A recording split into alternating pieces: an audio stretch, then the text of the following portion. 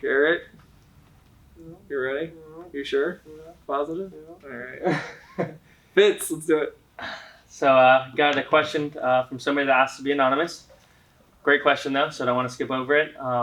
He asked, what are some of the most progressive questions in your opinion that are being asked in the baseball community currently? Woo. All right. Read the question one more time for me. What are some of the most progressive questions that are being asked in the baseball community currently? Okay. I'm assuming that the question here is based around what are the most progressive things being passed around and are challenged in the baseball community. Man, I'll talk about two things. I'll talk about workload and some of my personal opinions on workload, my thoughts on workload, because that's my thing. It's kind of been the go-to. And I'll talk about biomechanics. So I had a really interesting conversation with Jimmy Buffy. Jimmy's been a really, really good biomechanist for a long time. And Ben Hansen also wrote a really cool, Ben's the biomechanist for the White Sox. Mm-hmm. Ben was with Modus previously. And Ben's done some really good stuff on this too. From the biomechanics side. So I'll start on the biomechanics. I'll jump to workload after because I might elaborate for a while. But from the biomechanics side of things, there's this discussion going on. And we have a couple of things that we look at in research. So research, there's this term research, like it's thrown around all the time, right? Like we look on Instagram and Twitter and it's like, well, research states. And there's like no context for it. And it's like, oftentimes it's like, well, elbow flexion outside of X equals like this. And it's a research paper from 30 years ago. And the research was done with maybe 20 kids at the age of 16. And you're like, well, number one, that's a really small set of kids. Number two, the idea that they're all 16 does not give you a great quality of population for those players. And number three, we were looking at something that, from a technology standpoint, we could assess back then, but our technological advances today allow us to look at much more, and our understanding of these things have gotten much more vast. So when we look at biomechanics, there's two things I'm really excited about. One is the idea of computer vision. So shout out ProPlay AI, because that's kind of the catalyst, the catalyst here that's got me really excited about, number one, collecting in volume. Collecting large samples. So when we do research, imagine having a data pool of kids ranging from anywhere from youth level all the way up to the big leagues, and maybe even past in some cases, and having thousands and thousands and thousands of throws to pull from, and having this really quality, accurate data to be able to go in and show really strong correlations to things like ball velocity. So number one, it takes really great technology doing really great tagging. So, if a ball was thrown 90 miles an hour, we need to be able to tag that it was a fastball, a four-seam fastball. If this pitch was thrown, we need to know it was a right-handed pitcher. We need to know their age. It's all tagging in our system. And so one of the conversations that's being had is correlations to ball velocity.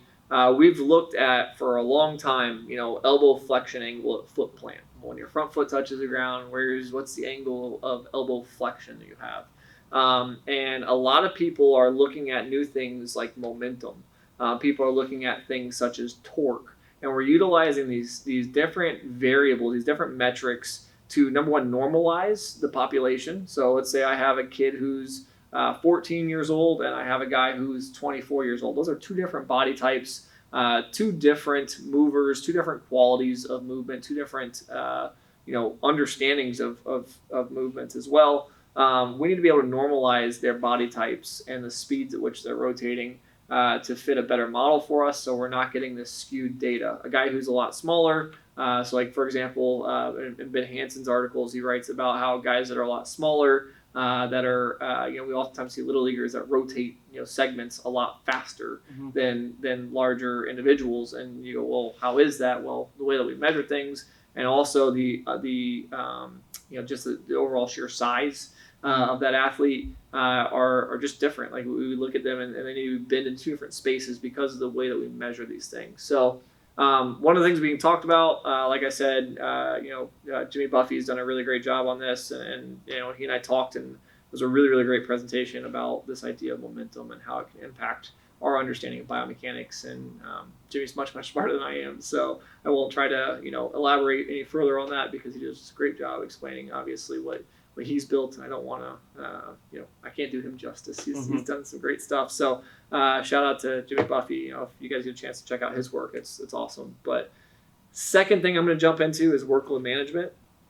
And this is something that Garrett and I are currently really diving deep into with our bands. So we have our TISO unit. We're testing shoulder output. One of the things that I think is really intriguing to us is we have the AC ratio, we have chronic workload, we have a lot of with wearable technology we're able to look at objective metrics from throwing in terms of fitness level for an athlete. From a workload management standpoint, we're looking at two things. One is that intensity. We're trying to figure out if it has more relevance than volume in certain cases, or if we should scale the intensity factor. So, for example, if I throw a single pitch, right now the way it's set up in calculation is that a single pitch, high intensity, could be 3 pitches of low volume or low intensity and volume.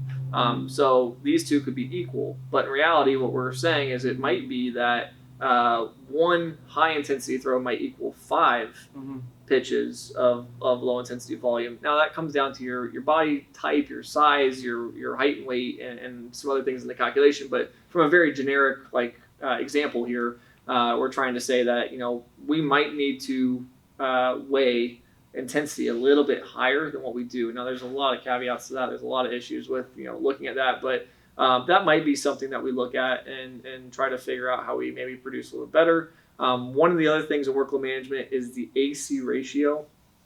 So just because you're between 0.7 and 1.3 on the AC ratio, you could be built up, your chronic workload could be built up to a 20 chronic workload. And the variance between a 1.3 and a 0.7, so if you go from a 0.7 to a 1.3 in a day, that is a lot of throwing in a lot of cases. Chronic, yeah, exactly. So that single day's load is huge to get to that point. So even though you're within that AC ratio, the question is could you spike in fatigue from the 0.7 to the 1.3 at that time because of that high 1 day workload to get there to make that happen? We're not really sure, and that's some of the stuff that we think our bands might be able to help us understand deeper, is to kind of put that together. So, but looks like my light just went out. Good point to stop then. Fitz, what do you got for us to close out today? If you got a question for KP staff, leave a comment down below. Keep an eye out for the question box that's going to be going up on the story, and make sure you smash a like on this post. This is your job. Yeah, I know. Sorry about that. Come on, Fitz. All right, that's it.